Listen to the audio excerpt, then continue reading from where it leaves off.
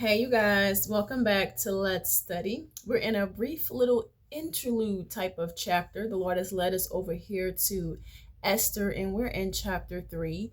Today, we're going to be reading a bit more about Haman, and he has big old plans. He has some big plans. But before we get into that, I kind of want to bring something up to you guys that maybe you just didn't pick up here, okay? In verse 19 of chapter 2, we talk about how Mordecai saves the king, and he overhears this conversation about these two guys wanting to take the king out. And so he reports it to Esther, and Esther reports it to the king. It's recorded in the books, but nothing is done for him. I want you guys to realize that was a really big deal. That was a really big deal. He should have been rewarded greatly for that. His whole situation should have changed, okay? His money wasn't gonna be funny no more. Do you understand what I'm saying? Like, things should have shifted and changed for him. How many times in our life has something happened? Maybe promotion, it's felt like promotion has passed you up. People have overlooked you. There was something maybe you actually deserved, but you didn't get at the time. How many times have we actually thanked the Lord that didn't happen? Well, later on, he's going to thank the Lord that didn't happen, because the Lord is saving the seed for him. And for many of you, the Lord is saving the seed for you. He saw everything. Maybe you were overlooked by men, but promotion doesn't come from the east or the west. It comes from up above, okay? So I want you to keep that in mind. Let's begin reading in chapter 3. After all this took place, King Ahasuerus honored Haman, son of Hepathiah, the Agagite. He promoted him in rank and gave him a higher position than any of the other officials.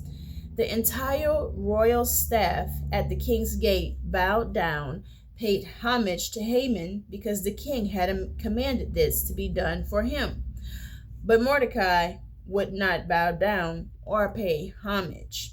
The members of the royal staff at the king's gate asked Mordecai, "Why are you disobeying the king's command?" When they had warned him day after day, but he still would not listen to them.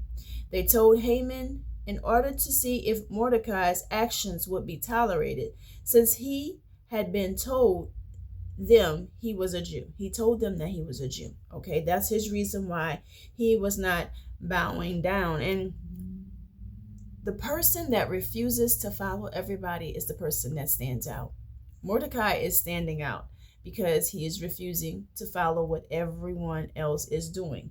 It always upsets the crowd when you don't follow it, okay? So in verse 5, when Haman saw that Mordecai was not bowing down or paying homage, he was filled with rage. And when he learned of Mordecai's ethnic identity, it seemed repugnant to Haman to do away with Mordecai alone. He planned to destroy all of Mordecai's people, the Jews throughout Ahasuerus' kingdom. So Mordecai, he thought big, not small. No, I don't want to just get rid of you. I'm going to get rid of you and all your people. Anyone like you, anyone who opposes bowing down to me, I want to get rid of you. Woo! That's a little demon right there, I tell you, okay?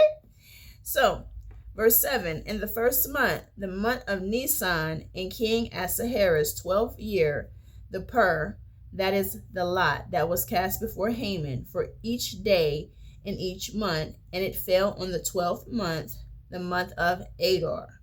Then Haman informed King Ahasuerus, "There is one ethnic group scattered throughout the people in every province of your kingdom, keeping themselves separate. Their laws are different from everyone else, and they do not obey the king's laws. It is not the king's best interest to tolerate them. If the king approves, let an order be drawn up authorizing their destruction. I will pay 375 tons of silver to the officials for deposit in the royal treasury." The king removed his signet ring from his hand and gave it to Haman, son of Hakaboth, the Agagite, the enemy of the Jews. Then the king told Haman, "The money and the people are given to you. Do with it as you see fit." The royal scribes were summoned on the 13th day of the first month, and the order was written exactly as Haman had commanded. It was intended for the royal satraps, the governors of each of the provinces, and the officials of each ethnic group, and written for each province in its own script, to each ethnic group in its own language. It was written in the name of King Ahasuerus and sealed with the royal signet ring. So he had full command, okay? Basically, second in command. He let him run the show at times, okay? And him running the show today is his pride showing up because he wants all these people to bow down. This is how it happens sometimes when there's a group that is opposing the other group and they're outnumbered.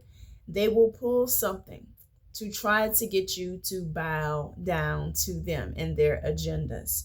But the Jews are not doing so, and if it's not what you're supposed to do, don't do it, okay? Sometimes you got to go against the grain, y'all, okay? 13. Letters were sent by couriers to each of the royal provinces, telling the officials to destroy, kill, and annihilate all the Jewish people, young and old, women and children, and plunder their possessions on a single day, the 13th day of Adar, the 12th month. A copy of the text issued as law throughout every province was distributed to all the peoples so that they might get ready for that day. Well, you know what this reminds me of? Let's start right here. A lovely little narcissist. And here's why. All right. So he has a problem with the fact that Mordecai will not bow down to him. It does something to his pride, right? And because of the issue that just what he has with Mordecai, he gets other people to come on board with him. Not only to come against him, but all the people that are standing with him. He gets him some flying monkeys. So unfortunately, the king and all the king's officials are flying monkeys. Or they will use authority like court systems. I'm sorry. It literally, that's what it reminded me of. Okay, a narcissist. So, verse 15, the couriers left, spurred on the royal command, and the law was issued in the fortress of Susa. The king and Haman sat down to drink, while the city of Susa was in confusion. These people were in confusion because they didn't understand why the king was just coming against them. They ain't did nothing.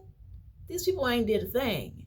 They might have been nowhere near the gate where Haman came, but all of a sudden, I mean, think about this, y'all. This is several places spread out. This Xerxes king, they say back in chapter 1, they describe how big his kingdom is. It's big. It's really, really big, you guys. Not all of these people are passing by the king's gate. They don't know nothing about Haman. All they know is all of a sudden, everybody's coming against us and we're going to get killed. Ain't that something? Well, we're going to pick up tomorrow in chapter 4, and we're going to see what else is going on in Esther chapter 4. Come back tomorrow as we continue to read. Also, go over to KandyNicoleRise.com and get a copy of your Bible study along so that you can dive deeper into this word. I'll see you guys tomorrow. Bye, y'all.